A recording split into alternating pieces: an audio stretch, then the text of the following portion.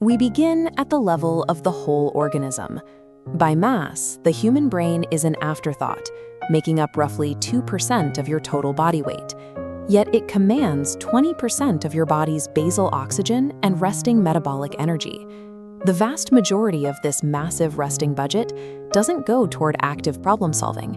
It pays for intrinsic, spontaneous activity, specifically maintaining the resting electrical potentials across billions of cell membranes. Look at this dense arterial network at the base of the brain. This vascular infrastructure keeps default networks structurally sound, even when you are sitting perfectly still with your eyes closed. Given this baseline, physiology suggests a logical outcome. If keeping the brain idling requires a fifth of your body's energy, engaging in deep analytical reasoning must demand a massive, noticeable surge in power. The brain is the most expensive organ to simply keep alive. That establishes a biological mystery. What is the true caloric cost of active, high-level thought? Physical exercise rapidly ignites skeletal muscles, demanding massive caloric expenditure to sustain movement. But mental labor presents a contradictory reality. The brain's global metabolic rate remains remarkably constant, regardless of how hard you are thinking. This chart tracks global caloric consumption during task-evoked activity. When shifting from rest to high cognitive demand, the overall energy line remains almost entirely flat. The brain simply alters energy distribution, increasing total global consumption by less than 5 to 10%. For context, hours of intense computation or reading might demand no more than a few additional calories per hour above your resting rate. Yet, in laboratory settings, subjects who engage in demanding cognitive tasks consistently consume hundreds of extra calories at their next meal, specifically craving glucose-rich, ultra-processed foods.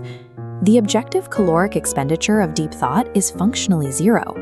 The question is why prolonged cognitive focus consistently triggers acute mental fatigue and profound physical hunger. To understand this mechanism, we have to move our scale slider down to the microscopic level of the synapse. This chart breaks down the mammalian cortical energy budget. General cellular maintenance makes up a tiny fraction. What dominates the budget, consuming over 80% of all cerebral ATP, is excitatory glutamatergic signaling and the rapid restoration of postsynaptic ion fluxes.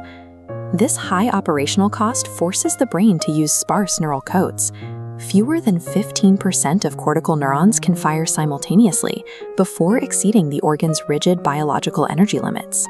Logistical energy delivery relies on the astrocyte neuron lactate shuttle. Systemic glucose is drawn into astrocytes and rapidly metabolized via aerobic glycolysis into lactate. This lactate is shuttled into the adjacent firing neuron through high-affinity synaptic transporters, serving as a rapidly deployable fuel. Astrocytic glycolysis forms the true biochemical bottleneck for cognitive endurance. Thinking hard requires an uninterrupted, highly localized influx of glucose to fund this cellular exchange. Pushing this cycle through sustained cognitive effort eventually breaks down the local biochemical environment. Neurometabolic research identifies a quantifiable physical cause for mental exhaustion, the accumulation of extracellular glutamate. This occurs specifically in the lateral prefrontal cortex, the core node for executive control. As you maintain focus, excess glutamate spills outside the synapses.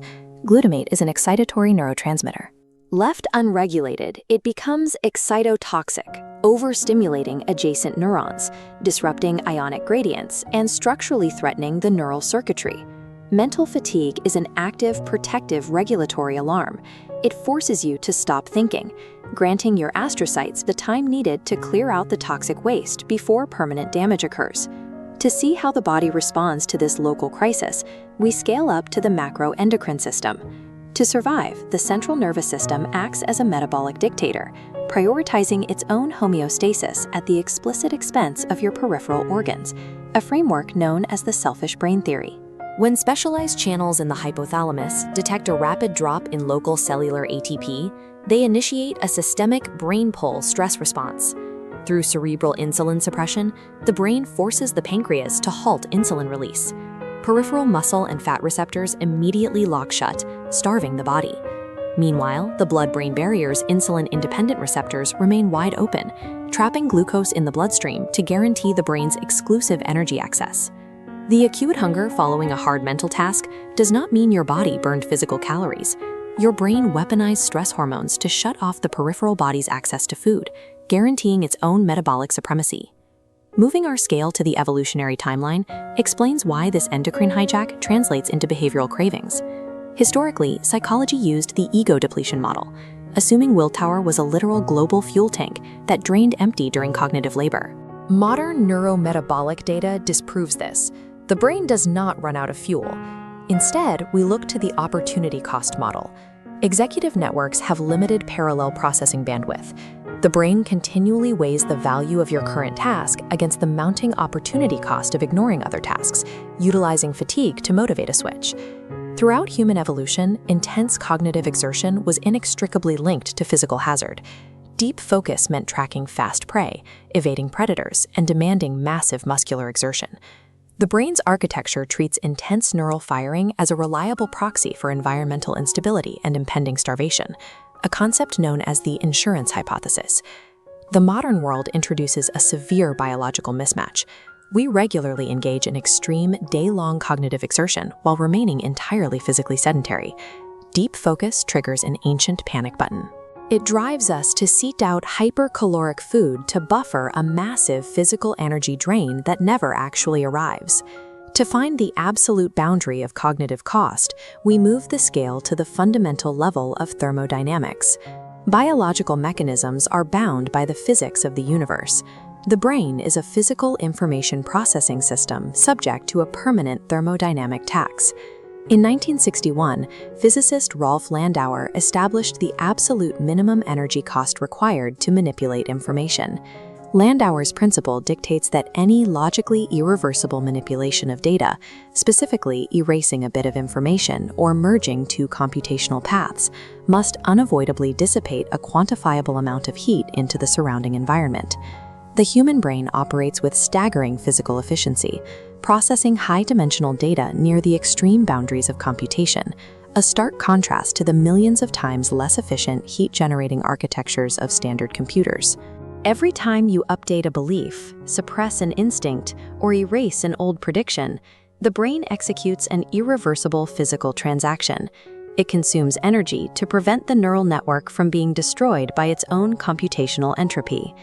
These strict thermodynamic constraints map directly to how we think, separating automatic, intuitive System 1 processing from deliberate, analytical System 2 processing.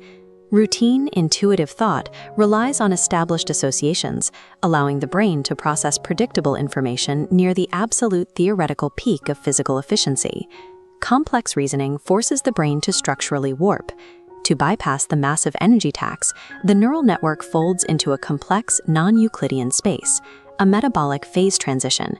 Maintaining this is brutally demanding, aggressively pulling free energy from the lactate shuttle to offset massive computational entropy. The subjective feeling of intense mental effort, the heaviness of a difficult task, is the internal phenomenological experience of your neural network physically struggling against thermodynamic limits. The exhaustion and extreme hunger born of deep thought are not psychological illusions.